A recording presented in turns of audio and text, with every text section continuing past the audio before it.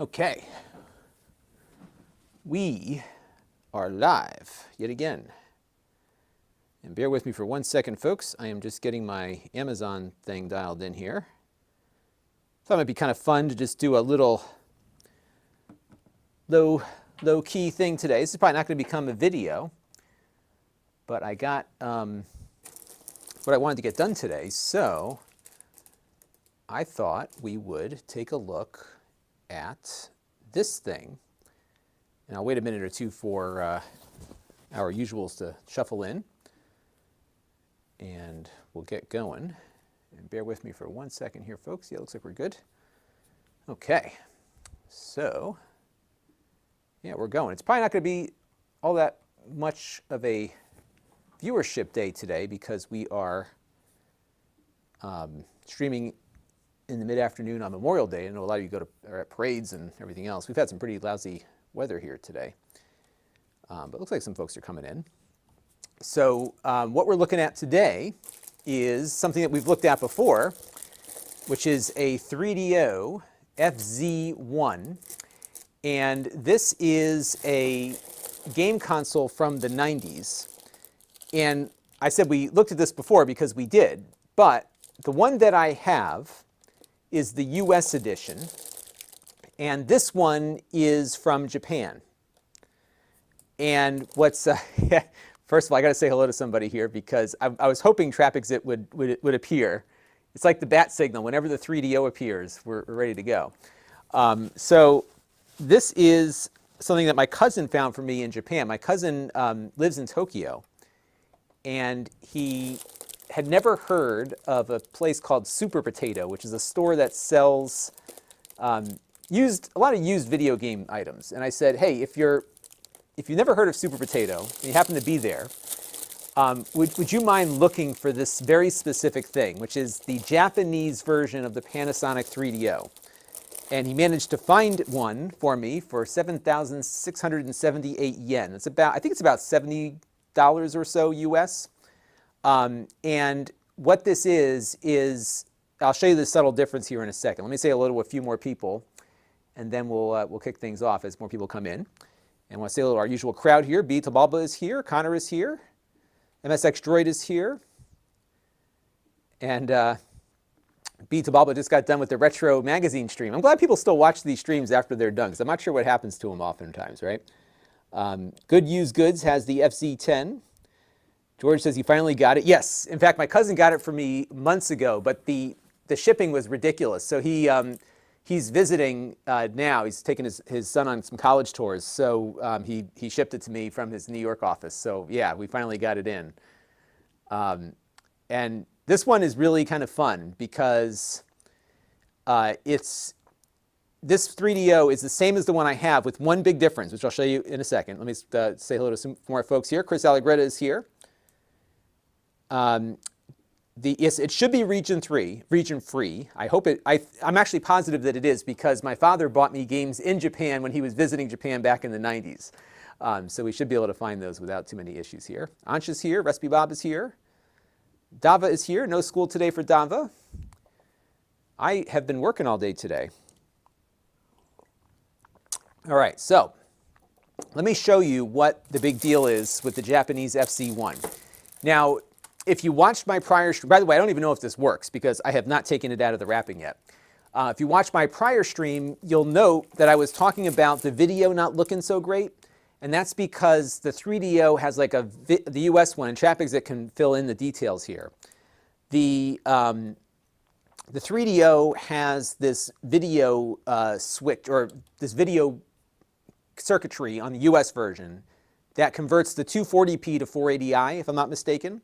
And what makes the Japanese unit unique, and it's not all of the Japanese units, it's just this particular model number or model era. There's a switch on the back here. It's got an A and B mode select. And when I believe it's in the B mode is when it will output a pure 240p, so the video looks better. So if you're looking to do without taking it apart, if you're looking to do a 3DO on modern capture hardware, which we're going to be doing, you want the version that has the mode switch so that it looks better on modern TVs if you're using some kind of capture or upscaler. And it doesn't make a difference for a CRT. So upstairs I got a CRT that I usually plug these things into. But if we ever do one of these streams, having the unit with the switch on it makes a big difference. So that is what we're going to be doing here. And Ken Roller is a new member. Thank you for doing that. I will announce you next week because I already shot the wrap-up for this week. So we're going to take this thing out. Like I said, I don't even know if this works. Now, the other thing that I had to find out about it, it's a little beat up, a little scratched up here on the top. The other thing that I was concerned about, and I checked in with a few of my contacts out in the retro world, is that in Japan, they have a 100-volt electric service. And of course, here in the US, we're like 110, 120. However, everyone I've spoken to said you don't typically need, for a lot of these game consoles, a step-down transformer. So hopefully when I plug this in, it doesn't explode on me. And like I said, I have no idea if this works because this was bought at a Super Potato in Tokyo. It has not been tested. It may not work at all. And if it doesn't, then we'll have to do something else, I guess. I don't know. But if it doesn't work, we'll have to figure out how to make it work. Because this was bought at a Super Potato in Japan. It was put on a plane. It came to the US, and then it was FedExed to me from my cousin's office. So I have no idea if this thing's going to work. But the plug is the same, but again, it's using 100 volts versus 120, although the power supply should have enough to accommodate that. So now the question is, how do you hook this thing up? Well, let me get the controller out here. It came with a controller too, and I haven't even seen what the controller looks like here. So this is your standard, which is good because I lost my other one. Standard 3D. Oh, this is a Sanyo 3DO controller. Isn't that funny? So what happened is that there was a number of different manufacturers of 3DO consoles because they licensed the technology, and then each company made their own version of it that would run the same software. They were trying to make 3DO into like VHS. And you saw I just pulled this little cap off because the controllers all daisy-chained to each other. So when you have another controller, you plug it into the other one, and it kind of goes down the line. I think it supports 4 at once. And then what I always loved about the 3DO is that it has private listening built into the controller. So you could plug headphones into the controller. There's a volume control here. So you could listen to the audio without disturbing, in my case, my college roommate. So if I wanted to play a game late at night and he was sleeping, I could just plug in the headphones. It was really cool. TrapExit here has the details on what it did. So I was partially correct. It took a 240p internal frame buffer and rendered to 480i. The encoder trip on that particular model can disable one of the frame rendering. It's not real 240p, it's rendering only half the frames. But it should look better. That's what I'm told. Hopefully it works. Jay is here from Brazil. Hello there. And who else we got here? Repair Guy DK is absolutely correct on the price. It was $6.99 when it came out. When I bought mine, they cut the price to $3.99. And actually the one that we had on the stream a couple of days ago was the one that I got in college. I still have the one that I got. And yeah, they dropped the price, and that's when I bought it. And I got I would say I got like a good 10 months out of it before the PlayStation came out and just blew out the whole. Like the PlayStation was a big nuclear bomb on the industry because they marketed that thing so heavily. And they priced it, the 3DO dropped the price, but I think the PlayStation was a little more powerful and it had just, more muscle on the third-party licensing that they did. So, Sony really had the resources to, there was no way they could fail given how much they put into it. So that was how that worked. Now what we're going to use for capture today is, this is the original RetroTink 2X. And this is a line doubler. So what it does is we're going to put S-Video into here from the console, and then it outputs over HDMI. Now if you're watching on Amazon, I'm going to pull up the RetroTink 2X Mini, which is a version of this. Now this one, and we're not going to use these today, but this one supports RGB, so you can hook up RGB cables and get a really nice image out of it. Because this console is not modified, and the modification process to do RGB on one of these things is pretty crazy, So I'm going to use S-video, which is better than composite, but not as good as RGB. But the RetroTink 2X that I linked to does not do the RGB, just the S-video and the composite. And these things are great for hooking up to HD televisions because they don't process the image. It just spits out a 480p, and most TVs can handle that natively. And what we're going to do is plug in the RCA audio into here, and we're going to plug the other end into the back of the console. And I am getting a lot of comments, so I will get to those in a minute. And we're just going to attach the cables here. And TrapExit, my resident expert, can I switch this mode thing when it's on? I'm pretty sure I can. And of course, we're assuming all of this is going to work, because this thing may not work at all. At which point, I'll have to swap parts out from my 3DO that's working to get it all going there. And then I have to find, wherever it went, my S-video cable. I had a big stack of cables, and I just lost my S-video cable. Where did it go? Is it here? This might be it. Nope, that's not it.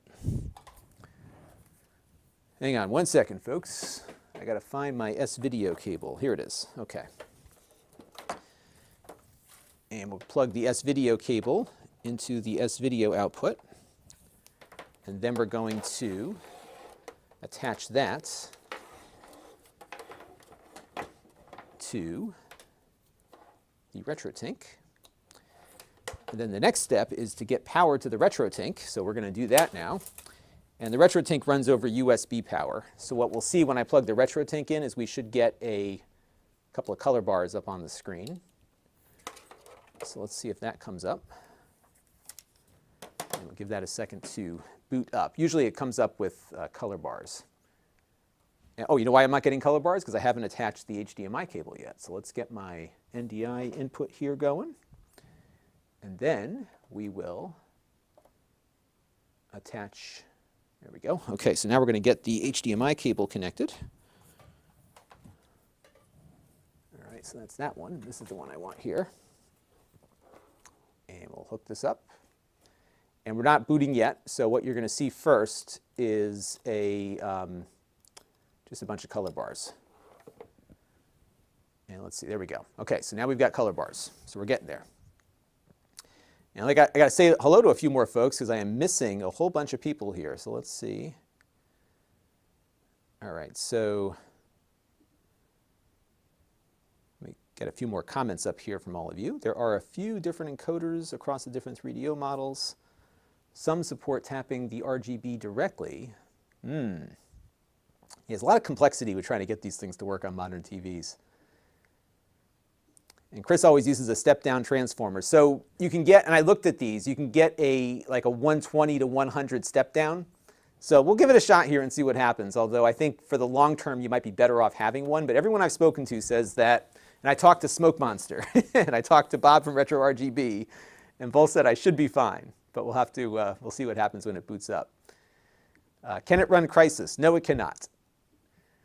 Justin has one in his attic that he used it, loved it, paid 400 pounds back in the day. Yeah, these were not cheap.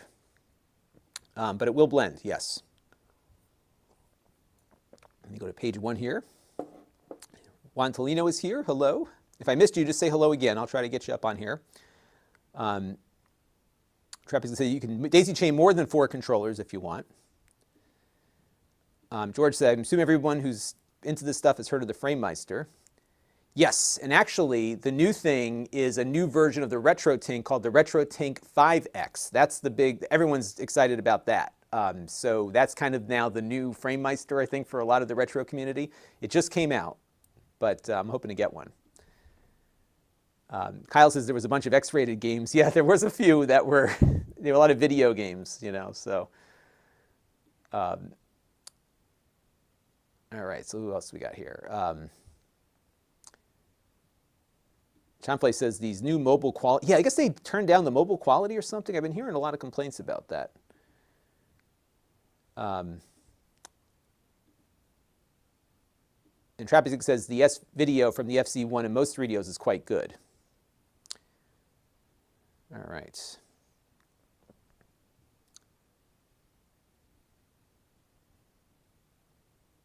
Okay, so we're going to turn this thing back on here. And let's see what happens. Okay, so this one, yeah, I think this is from 1993, Luther. I'm guessing that is the year that this one was made. I think it says it in the back somewhere. I have to look it up. All right, so we haven't fired this up yet. So did I plug it in? Let's see. I have the plug here. Did I plug it into power? I don't think I plugged it into power yet. So let's get that going. And hopefully the power supply can handle a few extra volts. If it's not, it's going to be real short. Okay, it's plugged in. No disk in here yet. We're just going to fire it up and see what happens. But the good news is that it's coming on, which is great. Now the video image might look a little weird here until I enable the right mode. So give me a second here. There we go. So now we got the color going. And I'm thinking that I want to switch that image. So I'll give you a look at it now. Doesn't look too bad, but I think it's going to look better when I flick the switch here. And it's got this cool little demo that runs. So what I'm going to do now is just flick the switch to the B mode. I think that looks better. All right, so that's B. And then I'm going to switch it back to A. It actually sounds like the drive door sounds better than mine does, actually. I think that looks better on B. I'm not sure what mode it's supposed to be on, but it looks a lot sharper on B. Yeah. Yeah, it looks much better. It's not flickering. Okay. And Mr. T-Bone says this is known as the space potato, which makes sense since I found this at a super potato. Okay, so now, why don't we put in, I'm going to put in, this demo disc is scratched up, so I don't know if it's going to work or not, but let's put this demo disc in and just see if, because it has a bunch of different games on it, so we can see how it looks. It looks like the drive's working. You know what isn't working on this, though? There's no cooling fan. So I don't know how long it's going to last because I'm not hearing the fan going. Now, granted, mine is so noisy that this fan could just be running a lot quieter, but I'm not sure.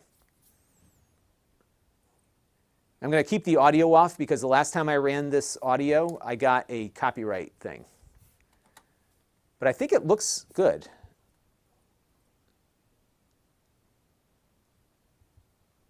And trap exit is which mode should I be in for the best results? I have it in B right now, which I think is what I want. It looks better. So I'm not getting that flickering that I had before. But the only concern that I have is that I'm not hearing the cooling fan. So I don't know if this model doesn't have a cooling fan or what. So here's the image on screen. So maybe I will flick the switch here and see if this changes at all. So go back to mode A. So that's mode A. I just switched it. It doesn't look any different to you, but to me, I'm seeing flickering in mode A that I don't see in mode B. Let me switch it back here. Bear with me for 1 second, folks. I'm going to switch it back. Okay. I think it looks pretty good. Here, we'll load up a demo of Total Eclipse and see how this comes together. Chris asks, is there a Terra Onion? There is one of those optical disc emulators for it. It's from a Russian guy. But it looks pretty good. I have to plug in my other one to compare it, but I think this looks a lot better than my other one because it's got that video mode switch, especially on this monitor. What's funny is I think my vMix software does a pretty good job of de-interlacing when you've got a weird connection, or at least maybe the captured hardware. Because what's been funny is as I've been testing this stuff, it looks better on the capture than it does on the other thing. But it seems to be working really well here. Again, though, I'm concerned I'm not hearing the cooling fan, so I don't know if this is going to overheat at some point. So we may have to adjust that fan and see how it might work.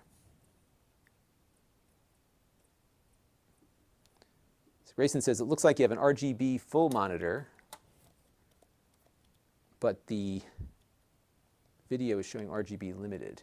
Yeah, this is connected with S-Video right now. And by the way, when this game, like when you saw this game, I'll show you another one that also has this same connotation in a minute. Like when you saw this game at the store, like you did not see this on a game console back then. Like this was like, even the PC, I think, would not push this kind of frame rate with this kind of 3D accelerated graphics.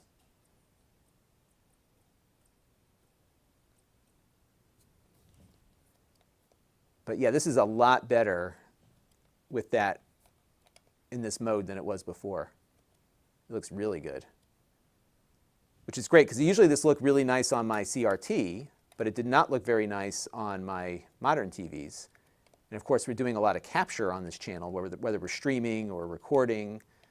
And I don't do a lot with the 3DO, but it's one of these consoles that I was playing quite a bit. So I had this in my freshman year of college.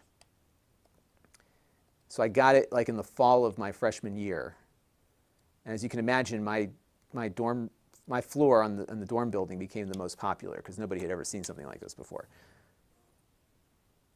I can give you a little audio too. Let's pull that up real quick. But that looks a lot more stable, doesn't it? And I could, of course, adjust the image and make it look a little better in the future. But it looks good. It looks a little pixelated on my display, but I think it's the display here more than anything else. Roger P. wants to know, how much was it? So this was, well, this was used, of course. So this was about $75 US, which is about half of what I would have paid if I brought it in from overseas.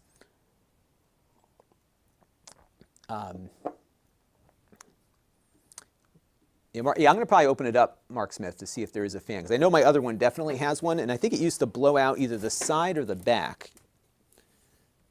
So I should maybe shine a light in there and see if it has any issues here. Let me take a look at my flashlight here. I'm just going to shine it in the back there and see if I can see it. Because it usually was like right at the edge there. And it looks like there is no fan in this one. So I don't know if it's maybe a revision that they got rid of the cooling fan, but I can't see that being the case. So we'll have to do a little bit more digging into it.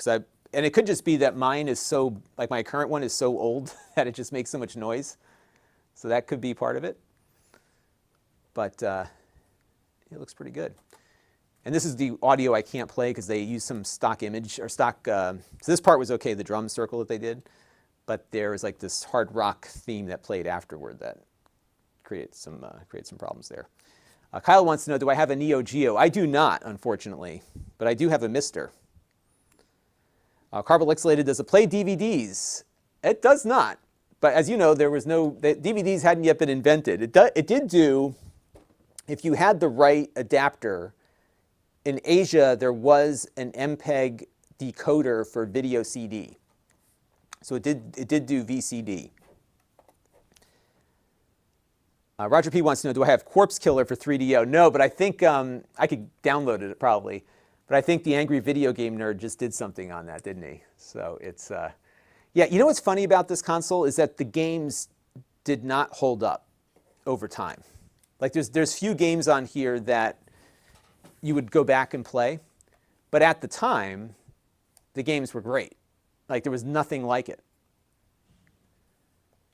It's really kind of funny. I did a whole video on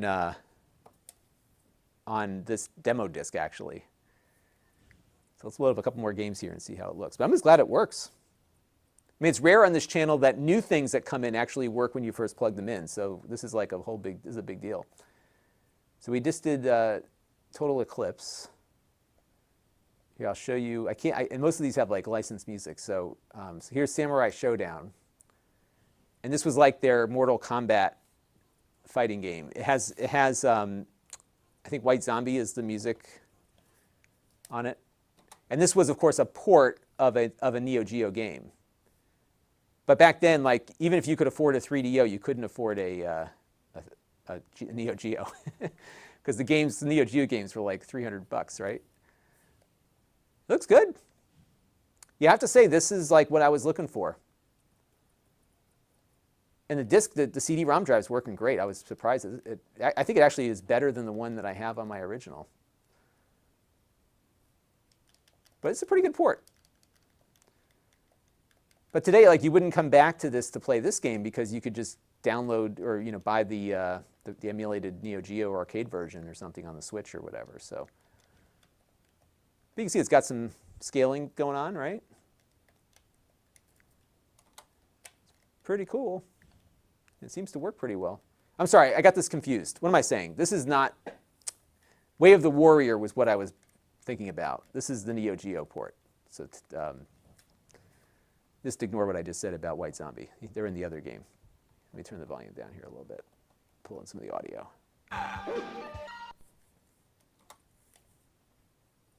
The audio sounds pretty clean on it too. I'm not hearing a lot of garbage on there.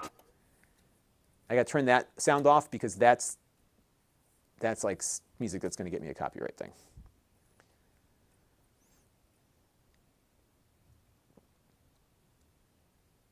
All right, let's see here.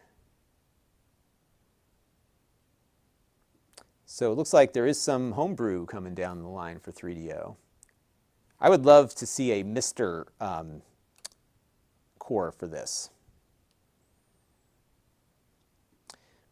Mr. T-Bone's wondering, have I ever done 6-player FIFA? I haven't, but we did play FIFA quite a bit in my dorm room. Heaven's wondering, what's the Raspberry Pi for? This is actually not a Raspberry Pi. It looks like one, but this is the RetroTink 2X, which is a video scaling. Well, it's not a scaling device. It is a line doubler. So we've got 240p-ish going in via the S-Video, and then it's outputting HDMI at 480p. And this is now like the new one everyone's talking about is the RetroTink 5X, but this was the original. And I use this because I can bring in all my retro consoles into my video capture system here, so it works out really well. And Justin reminds everyone that it does do CDG also, and actually, I loved CDG because if you had a music CD that supported that, like it was kind of a surprise, right? It just worked. So here's a demo disc that I picked up, gosh, probably, what year is this one from? 1995. So when you went to like your software store, so we used to call them back in the day, it was a software store, they had these demo discs like sitting up at the front counter, and you could just grab one because nobody had a 3DO.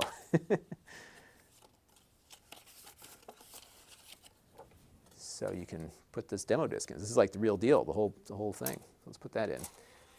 What's nice about these demo discs is that they load up once, and you've got a whole bunch of games that you can demo.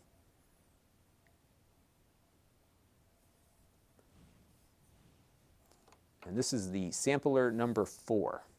There was 3 others. And there was another one that it came with also.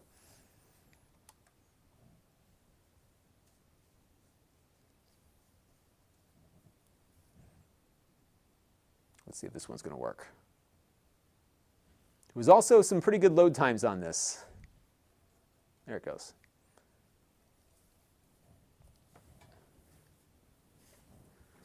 Okay, so we'll let this go through here.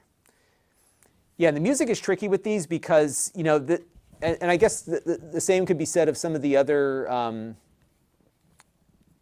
CD-based consoles, was that they could incorporate licensed music. So it makes it really hard to stream stuff now because you get hit with all these things.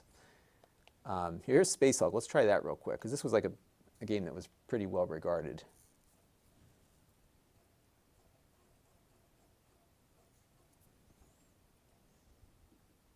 Mr. Z says the FZ-1 version does have a fan. Yeah, so whatever fan this had, it's not working. So we'll be cautious. We'll be cautious.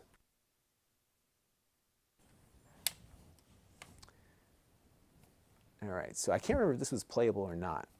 I don't know if it is. Okay, interactive demo. Okay. I think I had this game.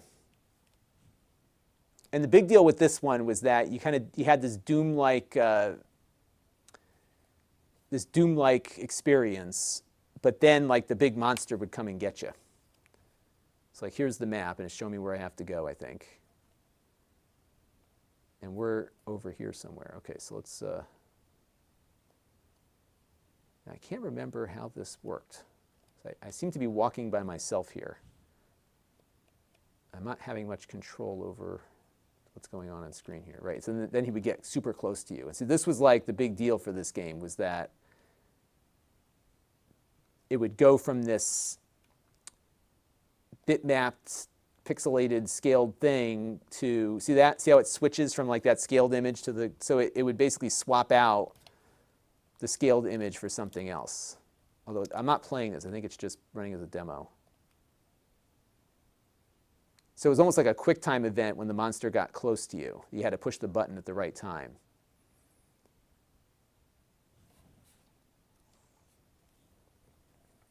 But this one, I think, was one of the more highly regarded titles because of the size of the characters and you know, the visuals for the time, you know, versus the PC. Remember, this is like the era of Doom. It looked okay. Roger P. wants to know, do I have any sports titles? I did have FIFA Soccer. I don't know where it went. But as you all know, I don't know where anything is from one day to the next. So I don't have a heck of a lot to run on this at the moment. My goal was really just to boot it up and see how it all worked. It does not seem to be getting warm at all, so that's encouraging. Although it is a little warm on the side here. And I'm not feeling any airflow coming out of it, so I'm going to be careful not to overload this thing.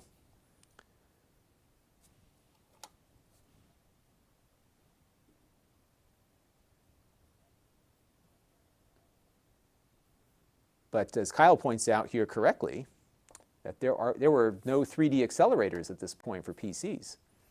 So this was, you know, a true, you know, this had hardware 3D acceleration built into it. So as slow as it appears, it was actually pretty good for its time.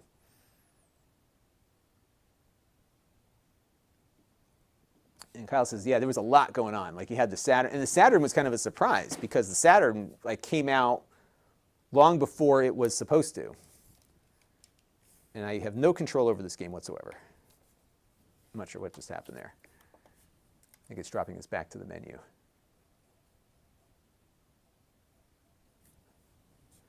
Yep, dropped us back to the menu.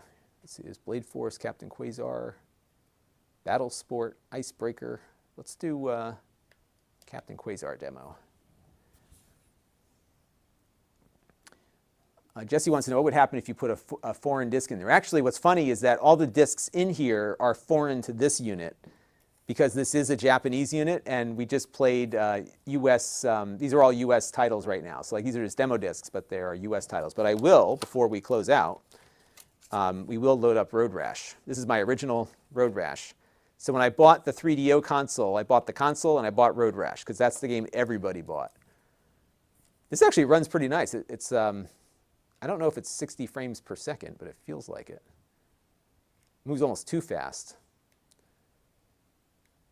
But even this game, which like looks pretty rudimentary by today's standards, this actually looked pretty good. I remember being impressed with this demo. I'll give you a better view of it here. So you had all these destructible environments, you know, big characters. Yeah, I'll give you some audio here too. I think I can do that.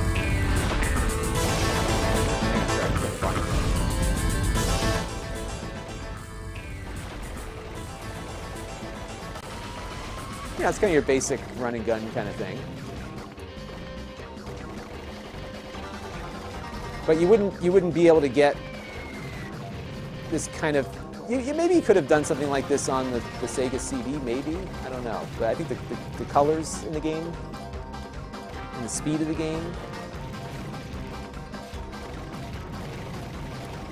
What's funny is that, like, you know, there was so everyone was focused on doing 3D and you know, kind of the Doom style games at that point, that this 2D style was few and far between.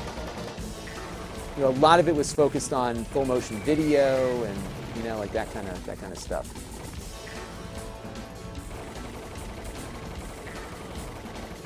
But I think it looks good. I'm really impressed with the visual quality here.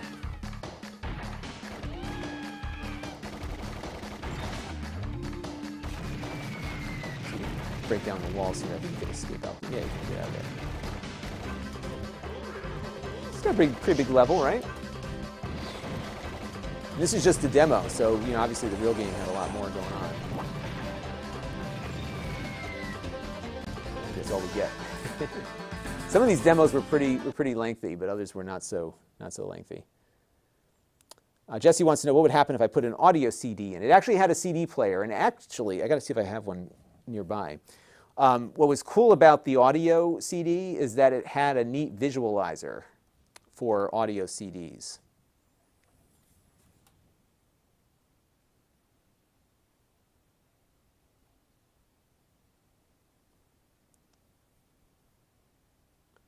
So Evan here paid, or Evman paid well over $700. Yeah, because it came out like, what, 92, 93. And so in the early days of its release, it was way up there price-wise. And then I think as time went on, they were feeling the pressure because Sony was coming down the line. I think the conventional wisdom was that Sony was going to sell for like $300 or $400. And they came in at $299 famously. And I think that ultimately, you know, plus the marketing that they invested really put a nail in the coffin here. But Electronic Arts was very invested in the 3DO platform, and I think that's what, you know, the first version, like Need for Speed, originated on the 3DO. That whole franchise started with this console. And this is a great version of Road Rash, at least in my opinion. Mern MX was wondering my thoughts on the new Apple TV 4K. I actually got one. But I've had no urgency to try it out. Oh, what happened? Oh, wait, that's weird. It kind of spit it back out on me. That's a US disc, too. I have no urgency to try it out because it's the same thing as the other one.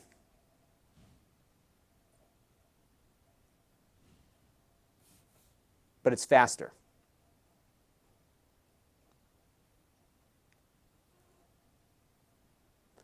Ron M says, how about some plumbers don't wear ties? Yeah, we'll skip that one.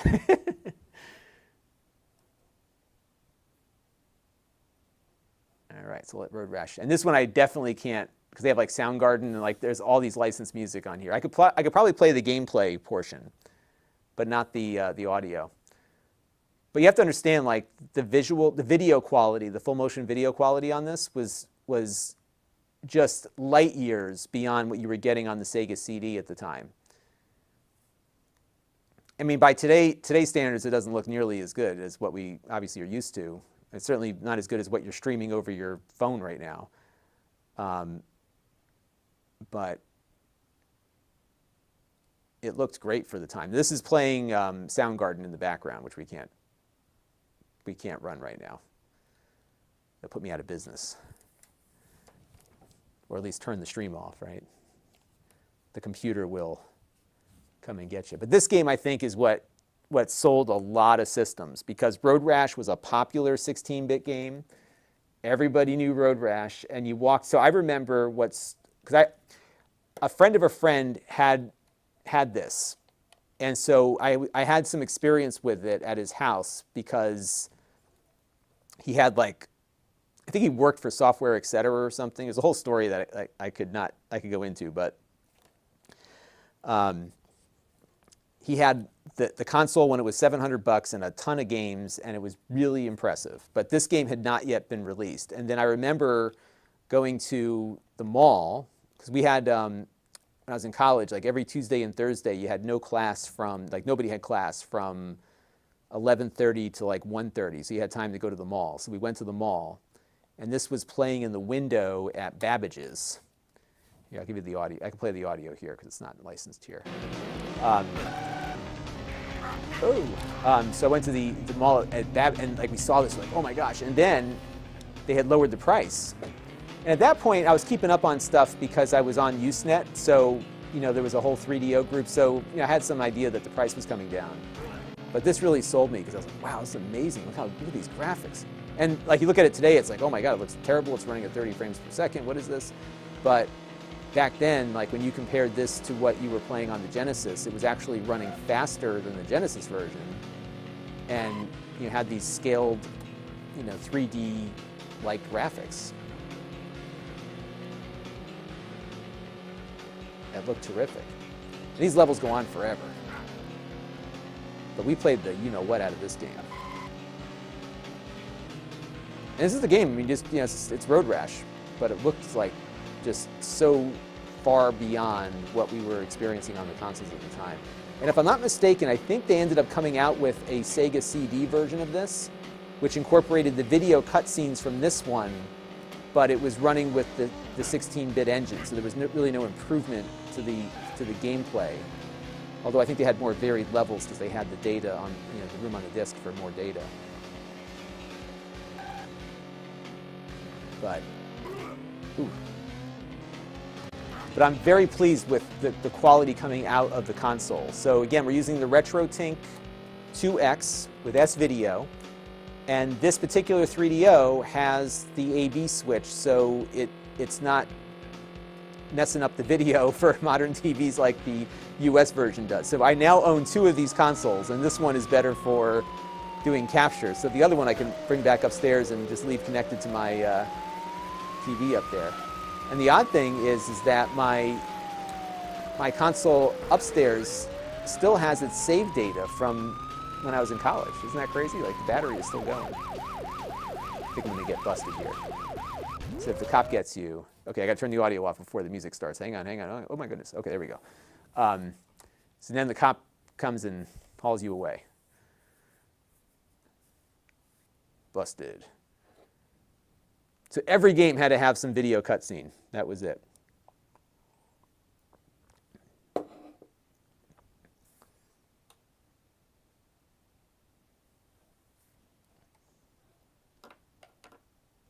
Yeah, the cinematics, Ron M, were great on this, weren't they? It was a lot of fun.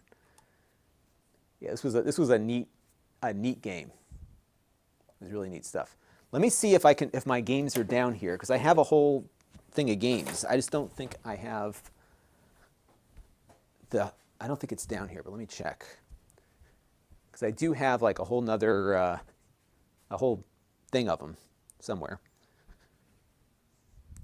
So give me 1 second, folks. I'm going to poke around here, so talk amongst yourselves, and I'll see if I can find those games. They might be upstairs. I'm just not going to tear apart my whole house right now looking for them, because I just wanted to see if this thing was going to work today, because I still have some more stuff to do before I close out the day here. So give me 1 second, everybody. I'll be right back.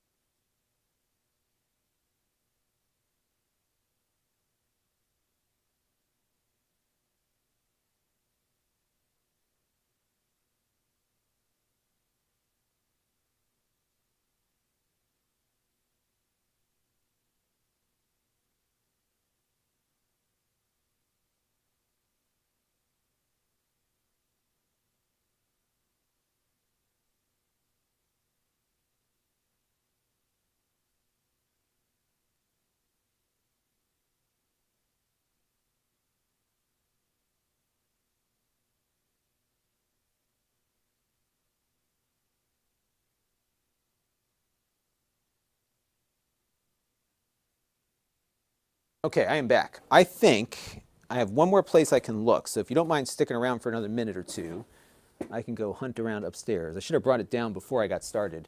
I was actually surprised that this thing worked at all, so we'll take a look and see if I can track that down. So Jay was wondering, is this during the VHS era? Well, here in the US it was. I think it came out, so I think video CD was a thing when this came out in the 90s. I'm pretty sure. By the way, I want to thank Nick MG for becoming a member. Thank you very much for that. I'm pretty sure that was the case. But in the US, it was all VHS. So this did look a little better than VHS. And if nothing else, it was crazy to see something with a CD producing video that looked like this, which was great. So it's really, really cool. Okay, let me go check upstairs real quick and see if I can find that stack of discs. I'll be right back. And if not, we'll just continue on with what we got.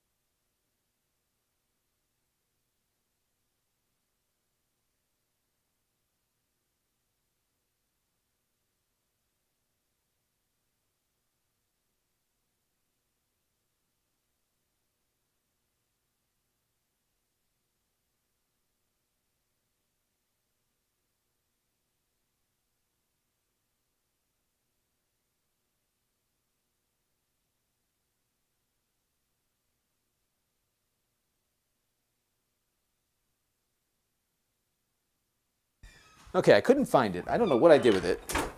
It's weird because my 3DO is like sitting, my other 3DO is right here, but I can't seem to find my stack of games. So I'm sure it's somewhere in the vicinity of my disaster that I sit in here, but we'll have to track that down. Okay, so let's see if it's weird because I remember seeing that thing not too long ago, and it just isn't here at the moment. But I just wanted to boot this thing up and make sure it worked, which it appears to be doing. So that is a step in the right direction. And as I do some future retro stuff, we will incorporate this device into the mix. Because now I have something that outputs better video quality for capturing. And I think that will make for a much more, oh, here it is. I found it. So I do have a couple more. And I've got maybe 20 minutes before I got to get ready for dinner. So, okay, I'm back. Oh, so this is why I need to be prepared for the stream. So I have a few more games in here. Let's see what I have. This is the case that I used to keep the games in. And some of these are, acquired, and others are ones that I bought. And some of these are much better than others. This one, Twisted the Game Show, is actually, I'm going to boot it up. It takes forever to play it, but it's a fun game because if you have friends over, it's like I would equate this to Mario Party today, right? It's like a multiplayer mini game kind of thing, but it incorporated live video or captured video. And they had not quite a sequel, but there was a follow-up game called Zadnos the People's Party that was equally fun. And this one actually was a bit faster. So this game, Twisted, would take you hours to get done, to get through a game. Yeah, I've got Super Wing Commander was a lot of fun. Wing Commander 3 was great. And then they had like some PC ports. I don't remember how good the Rebel Assault port was on the 3DO, but that one might be kind of fun. And yeah, NickBemG, they are completely legit backups. And actually, in fairness, let's reboot the console here. It's getting pretty warm, so I think, not like hot, but I think I'm going to need to crack it open and see where the fan is at. But back at the time that this console was relevant, there were no CD burners that were accessible price-wise. So just like the Sega CD, there was no copy protection on this. So you could easily just pop in a burned disc later on. But so far, I'm actually surprised. This thing has had quite the journey. So it was bought at a store in Tokyo a few months ago, probably back in April. And it flew with my cousin from Tokyo to New York. So he's been lugging this thing around from Japan. And then when he got to New York, because he wasn't sure if he was going to be coming to see me, he shipped it to me. So he handed it to the mailroom guy to ship over to me. And here it is. But it seems to be working. So here, I'll put the audio on, because this one, I don't think there's any license. Press the C button after everyone has made a selection. And this is like one of those things where, like, if you were trying to find a reason why you needed a CD-based console, I think this guy was my favorite. Actually, this guy in the end here. And then you'd have this. Humble Howard, how smart do you think you are? Use the cursor pad to set your trivia difficulty level and... Then you had to pick somebody else, I think. Will the next player you couldn't please do a select a one-player contestant? thing. Press C when all players have made their selections. And we'll set her to... Now, Major Steele, how smart do you think you are? Okay, there we go. Will the next player please select a contestant? Press C when all players have... Okay, so we'll hit C. Throughout the game, I will refer to you by your contestant's name. The object of Twisted is really quite simple. Roll the cyber die, complete the various challenges, and get to the end first. And what happens then, Ray? Well, Twink, our lucky winner will receive a one-way trip out of this TV wasteland into whatever the hell's on the other side of the screen. Ooh, I hear reality is just beautiful this time of year. Well, gee, I can't wait to get going. Hannah, are you as excited as I am? So, you know, you look at this now and it just looks, you know, Twisted. I don't know what it looks like. But You're up first. this was like when you played this back in 1993, you know, this is a whole different thing. Zero. Tell them what they've won.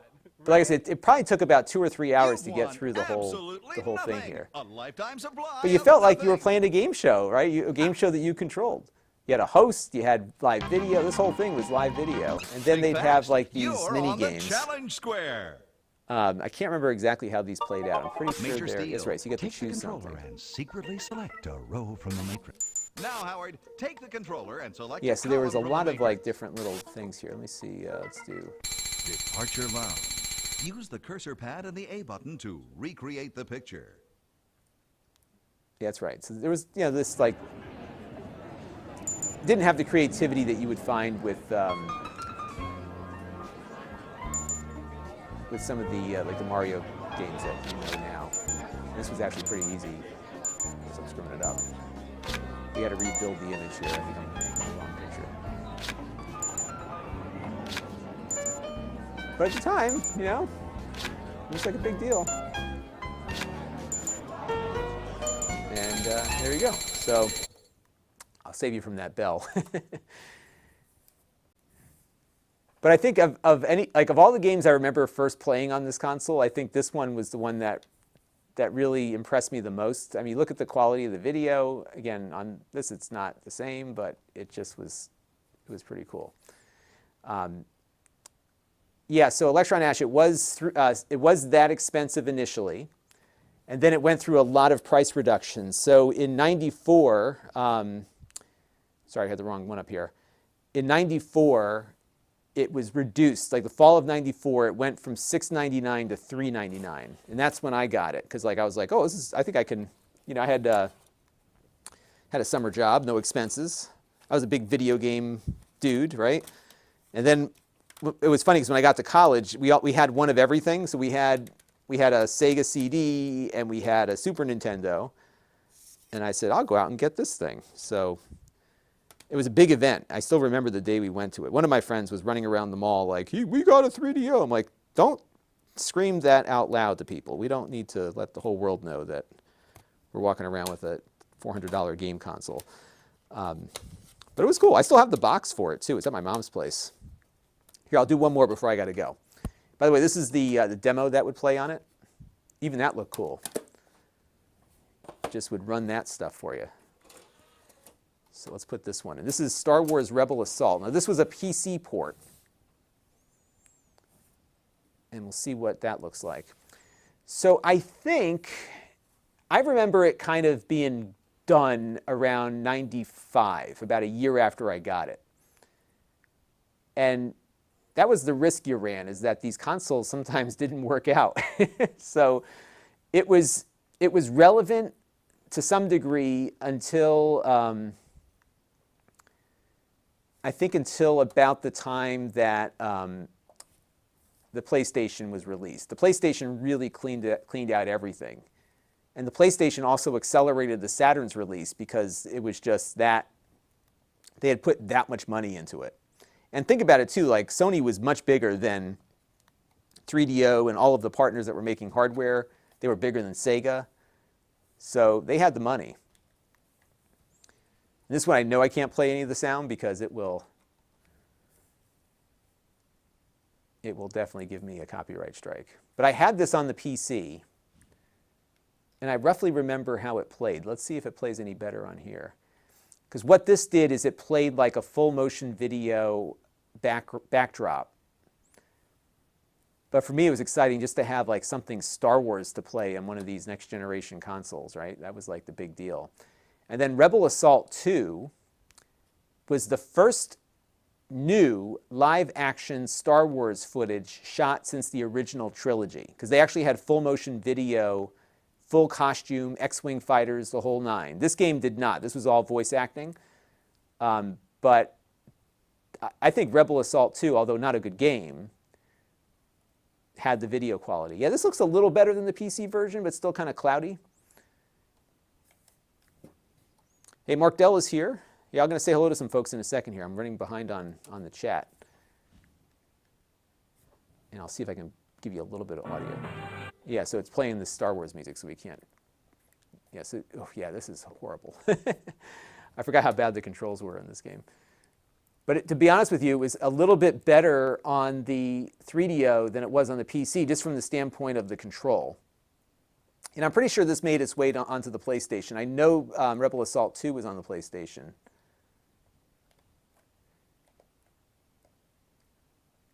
And then you had only so many things. And it was hard to know because you'd hit the side of the canyon wall even though it didn't look like you hit the wall.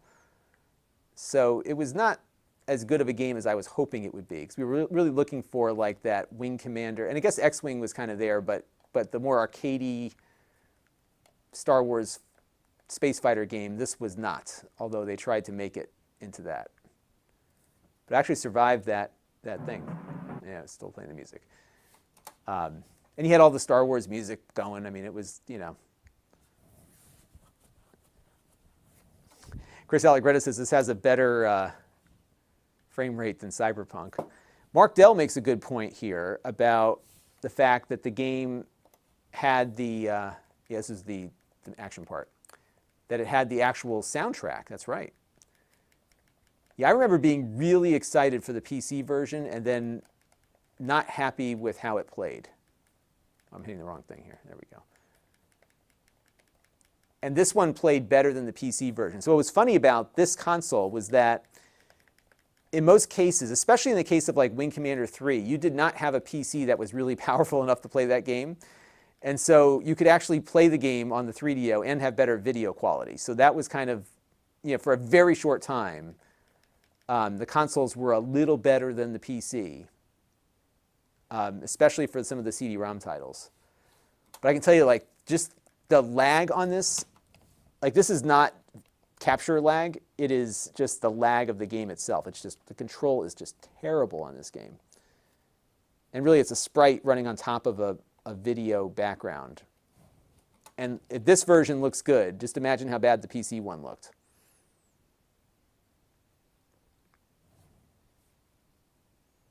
Actually survived this? That's crazy. Yeah, because then eventually, like, you end up going after a Star Destroyer or something like that. I think that was the next. And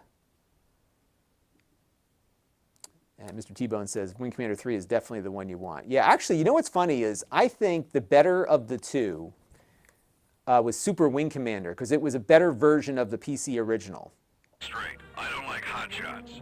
If you want to impress me, show me control and discipline. Without them, you won't stand a chance against the Empire. Do I make myself clear? Yes, sir. Yes, sir. Good. Now follow me into the asteroid field. Shoot the ice asteroids, but dodge the rocky ones. And I remember him saying this to me over and over again because I kept dying. So shoot the ice asteroids, but dodge the other ones. And this was just horribly repetitive. I actually think they made the 3DO version a little more playable than the PC one, because it took me like a long time to get out of just the first level or two on the PC version. I remember being really frustrated with that first level. But you see, like, you're getting hit by stuff. You have no idea where it's even coming from.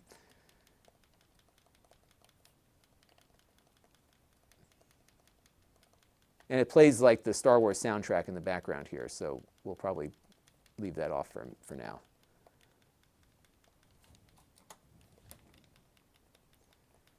But yeah, I think the difficulty here is not as bad as it was on the PC one. And like I said, it plays a little better. But I'm very happy with the quality of the video coming out of this unit. And so for those of you tuning in late, the reason why I bought another 3DO, even though I have one already, is that this Japanese unit has a switch on it so that you get, it's a long story, TrapExit, who's been watching, would give us a better explanation than I can give, but it gives you a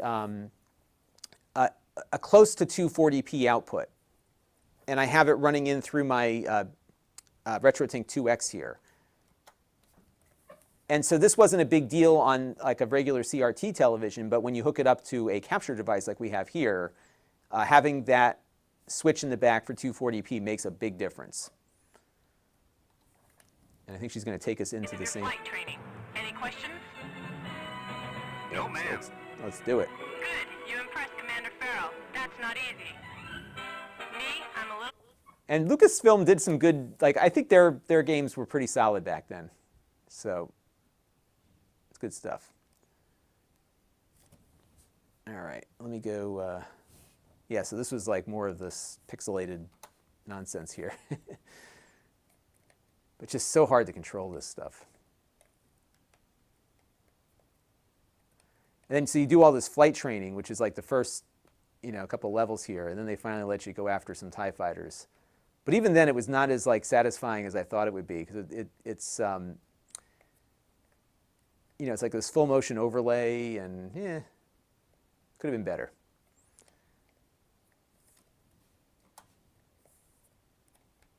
And we'll keep going through the motions here.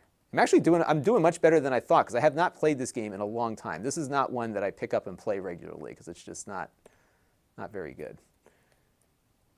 Although I kind of want to try, maybe we'll do a stream with the second game, because that one at least, like they did hire actors, and they shot a whole bunch of new Star Wars footage. So I think she's happy with. More pilots like you. Yeah, that's right. You need more pilots like me. We'll get you assigned to a squadron. GNK Calva, thank you for the follow on I'll let you Amazon. buy me a drink for that fancy flying. All right, so we finished that. But yeah, this looks really, like if you have S-Video out to a CRT, which I have upstairs, it actually looks really good. It's just hard to share that experience with all of you, so that's why I got this one.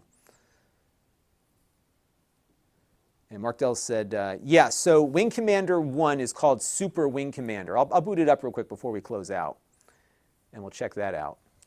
And I'm going to turn this part off because I'll probably get hit with copyright whatever on, so they have like clips of the actual movie mixed in. And this game, I think, was like right when the PC CD-ROM thing took off. This came out with that. So I'm just waiting for this to finish playing so that we can. And you have like Darth Vader telling him to go after that kid that flew through the canyon, right? And you have like the moving mouth, blah, blah, blah, blah, blah, blah, blah. So yeah, let's see what he's saying. I think this one might be safe. And Princess Leia as well. Excellent. I shall oversee her interrogation personally.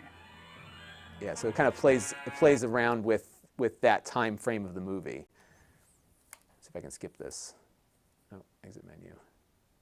Oh no, don't reset the game. Hang on, let's go back and I guess we're trying to skip the cutscene here, but so let that finish up there. We'll try one more game after this. So I need to get that. So I know that Mark Dell has the ODE. I should get one. And is it hard to install? I can't remember if it was or not. Because I remember you had bought like the fully decked out modified thing. So.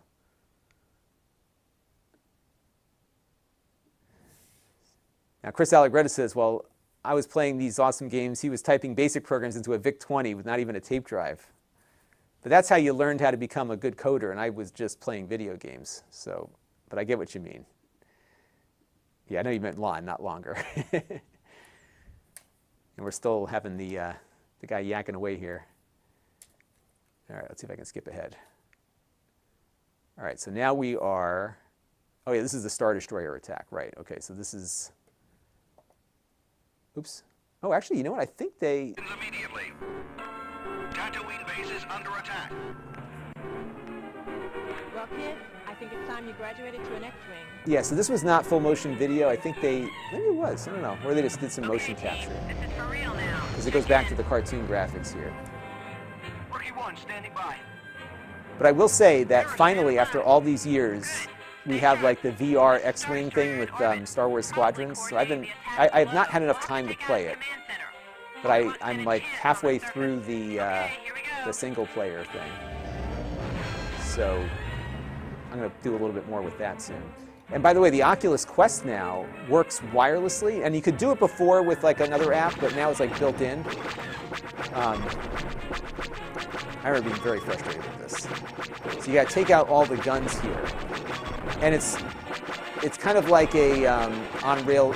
Actually, it is an on-rail shooter here. So it's all timed. So you got to shoot these guns that are on the side of the Star Destroyer, and then after this part, it loops around to the other side, and then I think you have to take out like the shield generator on it too.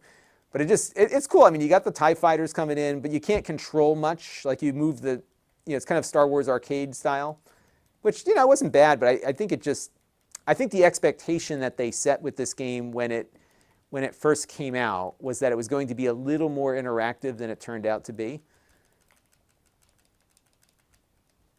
I can't remember if there was another weapon. I don't think so. And so what happens here is you keep doing these loops until you destroy the shields. And it's kind of a quick time thing because if you don't shoot quick enough, it'll register a hit on your ship. But it did this better than the PC did. So that was, I think, its strength. And so for a short time, as I mentioned, the 3DO did the PC CD-ROM thing better than the PC CD-ROM did.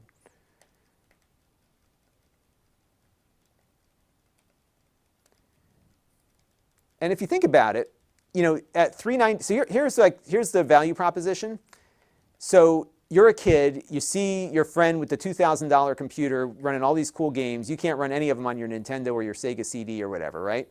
And then along comes this thing, and for $399, for $400, a fraction of the price of a PC, you have a very, you can't do computer stuff on it, but you can play all the games, right? Like a lot of them were ported over, and I think that's what made this work.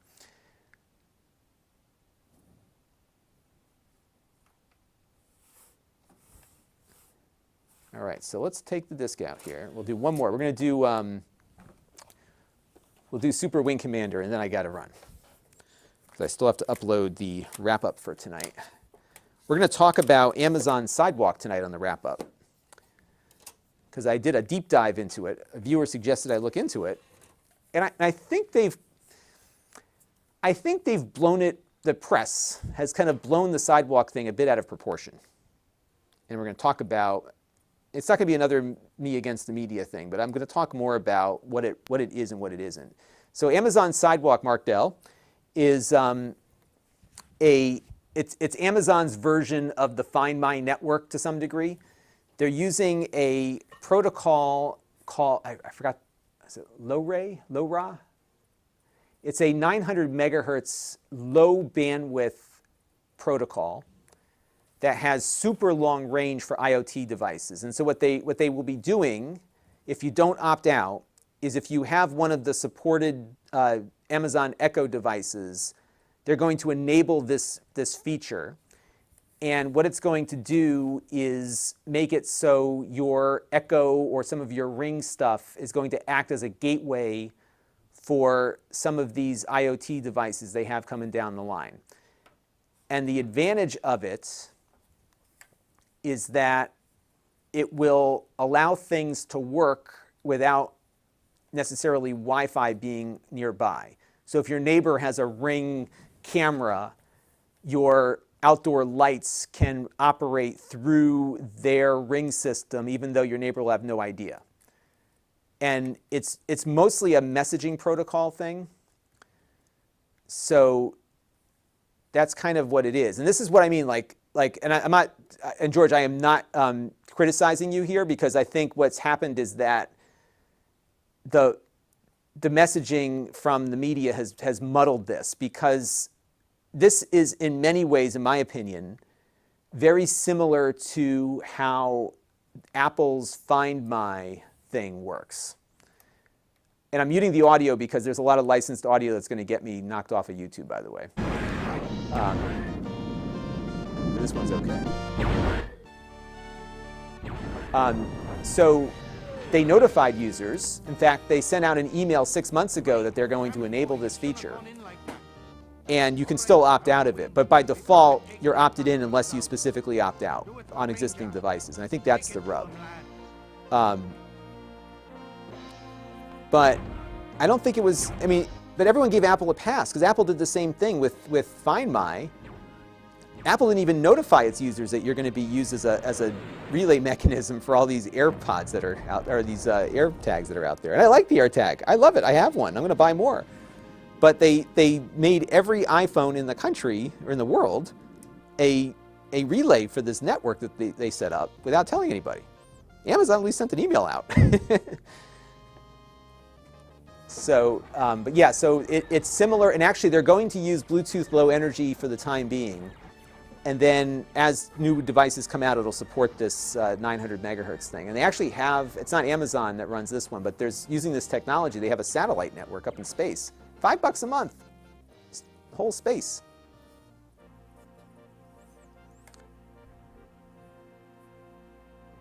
All right, so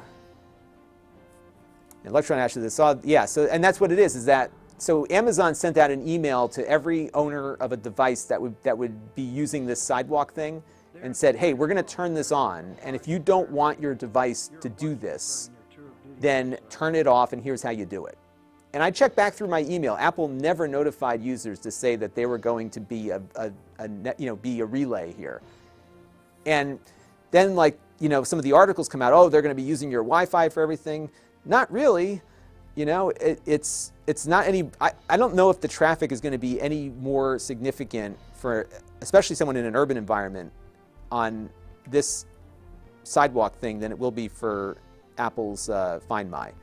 Because if you're in New York City, there's people walking by all day long with AirTags in their pocket. It's picking them all up and shooting data back and forth. All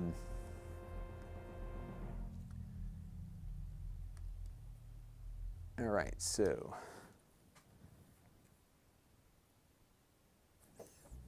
And here's the thing, is that the speeds are not. And that's the other thing, is that, and by the way, this is how this game looks. So if you've ever seen Wing Commander, actually let me go back to the other screen here, hang on. Let me go back, I'm getting distracted. So if you've never played Wing Commander before,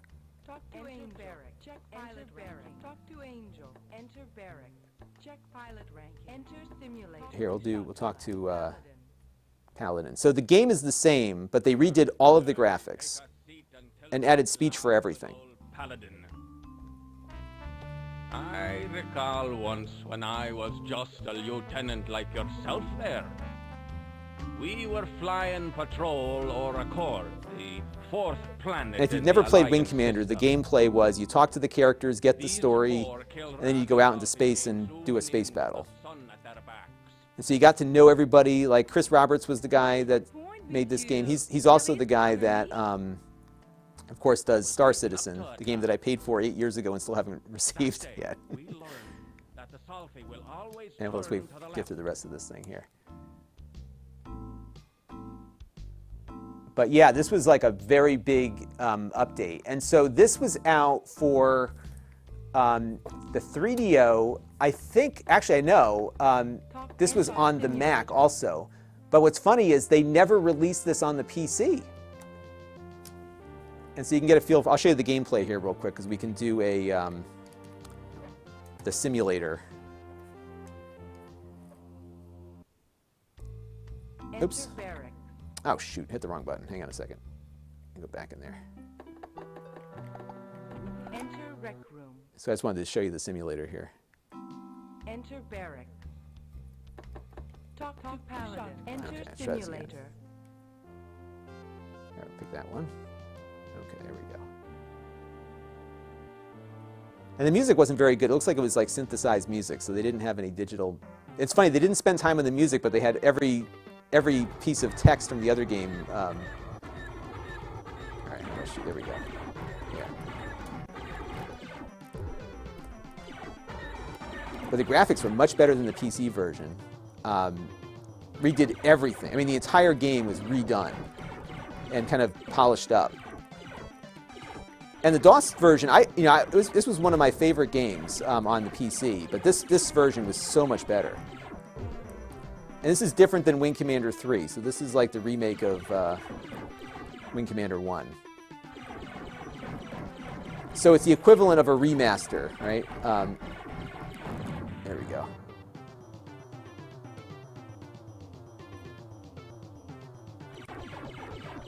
And I had a Roland CM, like an MT32 back in the day, so that was pretty fun to play with on the PC. But this looked a lot better. Better artwork, complete voice on everything. So when Wing Commander 2 came out, you could get a speech pack, which was so the game was like 20 megabytes on its own, and then you could add the speech pack, which added a couple of cutscenes with audio, and then all of the in-flight voices were digitized audio. By the way, I just took damage, so my guns are broken here. You can see my ship falling apart. But this one, had speech for everything. So in Wing Commander 2, even though it had the speech pack, all of the character dialogue outside of the cockpit was mostly text.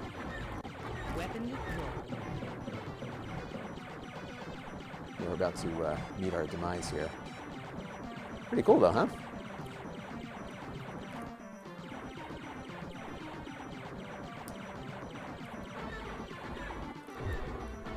There we go.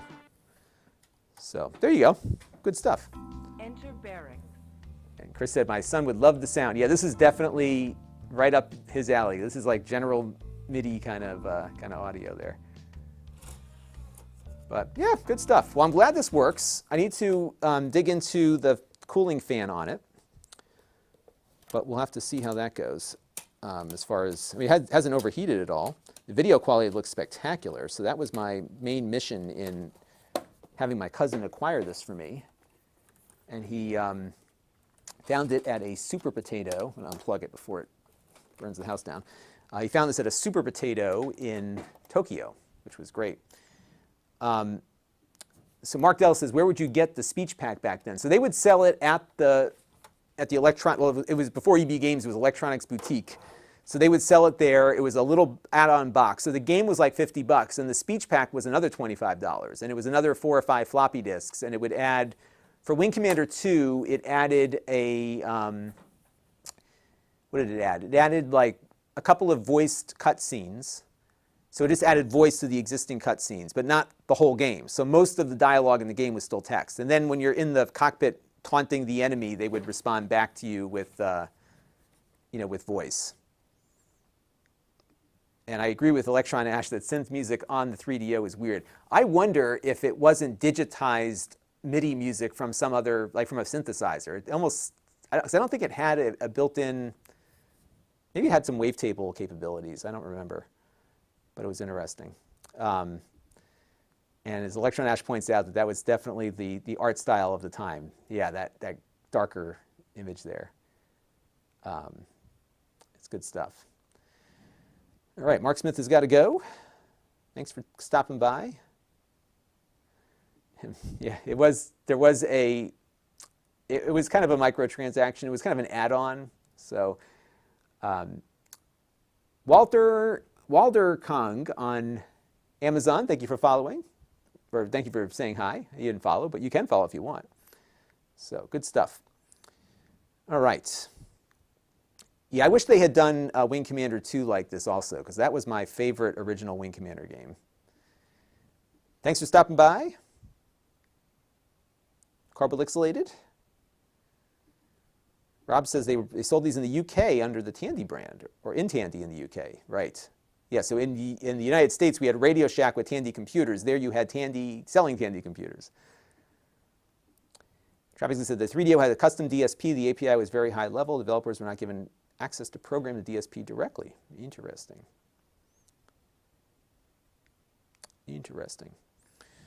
All right. Well, everybody, I need to run here because I got to get the wrap-up uploaded. And I will see you all later on. So I'm going to be I'll probably stream later in the week. So maybe Wednesday. So be on the lookout for me then. And thanks for coming by.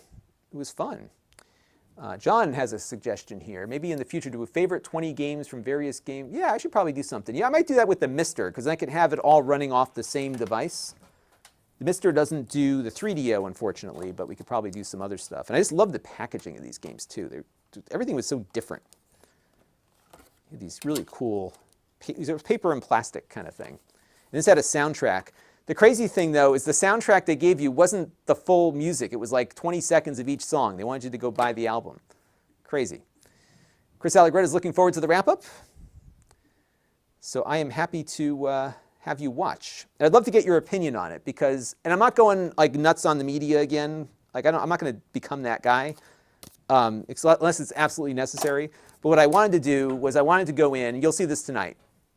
I wanted to look at this like, okay, what is it and what it isn't?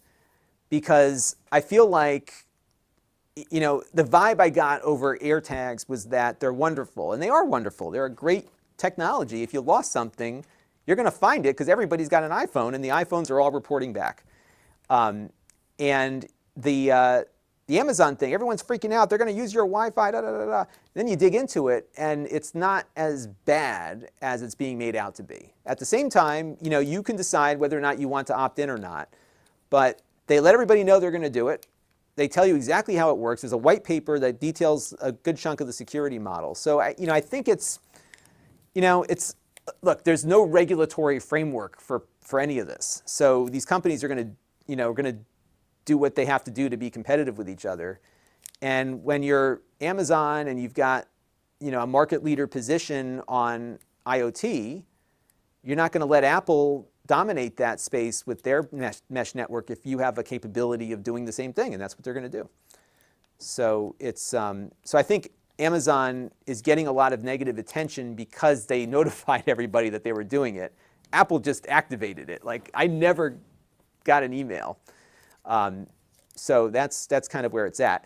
And this is a good point that Martin makes, is that they did make it an opt-out. And I think that's the concern, is that it is an opt-out and not an opt-in. Although, the way this is set up for new users is that when you set up a new Amazon device for the first time, it will prompt you as to whether or not you want to be in or not. And it's technically opt-out still because they have it ticked on by default, but you could turn it off at the time you're setting the device up. The bigger controversy is that all of the existing devices are getting opted in unless you act to opt them out. However, Apple did the same thing with AirTags in that the Find My network was opted in by default, and no one ever knew that they were providing this data really until the AirTags came out. And then all of a sudden, every iPhone is delivering this, this thing here. So it's, yeah, it's all a matter of trust and who you believe and whatever. And I did a call with a local group on similar topics. And look, like no one acts out of, everyone's acting in the best interests of their shareholders. So, Apple saying we're the privacy company is really a differentiator, but it doesn't mean that they don't know a lot about you. They're just saying, trust us, we're not going to, sell your data to people, primarily because we make so much money off of hardware. So I think that's how it kind of played out. So we'll see. So you all watch it tonight. Let me know what you think. I'm not too opinionated here. I'm kind of giving you like the lay of the land. This is what it is. This is what it isn't. But I do say, like, I think to some degree, Apple should have gotten the same level of heat on their opt-in as Amazon's getting on this one, because it's not working the way I think a lot of people are assuming it works, like you're sharing your whole Wi-Fi network. It is very limited in the data that it can push out by design and also by physics, because the actual devices and the radio frequency technologies that they're using are very low bandwidth. So it's that's where it's going to be at. And no, I don't do those every so often. They take a lot of energy out of me. And I just feel like, look, if I see something that is just not fair, I'm going to point it out. And I think to some degree, I'm not calling out specific media tonight because I didn't feel like going through the whole, it's not, the story is really more about what is this than it is whatever. But with the Starlink thing, that was just egregious. Like, that was just a hit job, a hit piece. And, so I think both Apple, I think any company that, what I mean, if you're going to give heat to one, give to both. And I suspect what happens with, with this Apple stuff is that if you're in the, and I'm in a different place, believe it or not, because views are not central to my revenue. So most of my revenue is affiliate revenue at this point. So if, and to some degree, what I like about the fact that most of my revenue is affiliate revenue is that if I am telling you things that are not true and you return the product, it comes out of my pocket, right? Because like when you earn affiliate revenue, the revenue that you get is based on people buying something that you're talking about. If they return it, that comes out of your revenue. Whereas a view, you get paid for whether or not, regardless of the customer experience. So media primarily is view-centric in that your revenue comes from views. If you get early release product, and I do sometimes, so I'm not, criticizing anyone that takes it, but to realize that the companies have a lot of control in the sense that they can decide who to give early release product to, and Apple in particular commands just so much public attention that when they release a new product and you have the video up 3 days before release when the embargo ends, you are essentially not being given money by Apple, but you're in a much more competitive position than someone who has to go out and buy it and review it the day it comes out. Because now you're a week or so behind on traffic. And I've seen it like in my own analytics. You can't compete. So like someone asked the other day, like, are you going to get the iMac? I would have gotten it if I had a use for it. So like when I buy Apple products, I'm buying them because I'm going to use them. And like when I got the M1 Mac, I got it because I'm using it. But I didn't get the iMac because I had no use for it. And if I did buy it to review, I would have lost a lot of money because I wouldn't have gotten the traffic on it. And you are absolutely right, Chris Allegretta. Once you get me going, that's it. But so it's there. But thank you, George, for that. Now I'm always thinking about it because no one's perfect, and I think in every instance we are human beings. We have biases. All of us do, and you always have to think about why am I saying this. And what do I mean by, I'm always thinking about it. So it's tricky. But, Apple goes out and finds people that fight the fight for him. Hey, that guy's been good to us on YouTube. Let's send him an iPhone next week, ahead of the thing. They're not keeping it. That's the thing. They'll say, oh, we don't get to keep it. Of course you don't have to keep it, but you get it early, and that's big. So it's tough, but no, you got to always be thinking about it. And I'm not perfect. I will certainly tell you that I am not perfect at all.